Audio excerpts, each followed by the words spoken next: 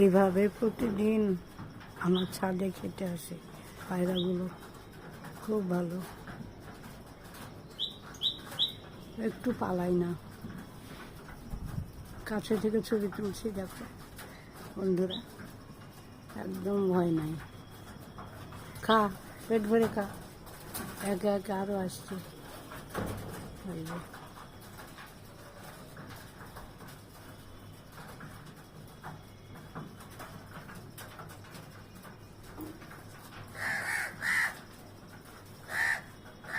কাকেরাও আসছে দেখছি।